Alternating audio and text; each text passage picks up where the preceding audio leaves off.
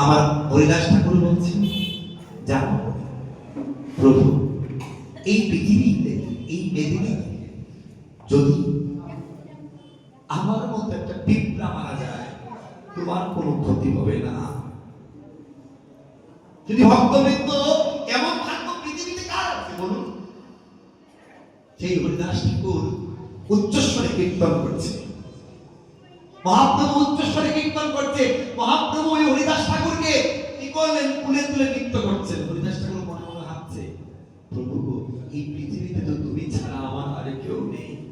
আজ তুমি এই সংকীর্তন যজ্ঞের মধ্যে কুলে নিয়ে আমাকে কীর্তন করছো। প্রভু, আমাকে কৃপা করে একটা সুযোগ দাও, এখনই যেন আমার প্রাণ চলে যায়, আমি যেন তোমার কুলে আমার এই দেহটা ত্যাগ করতে পারি। আমি আর কিছু চাই না। জানেন হরিদাস ঠাকুরের মহাভাগ্য, হরিদাস ঠাকুর ওই মহাপ্রভুর দিকে তাকিয়ে তাকিয়ে হরিনাম করছে। দুই নয়নে বয়ে যাচ্ছে কৃষ্ণ নাম, কৃষ্ণ প্রেম, কৃষ্ণ নামের কান্না। কর্ণ বলে কৃষ্ণ নাম শ্রবণ করছে।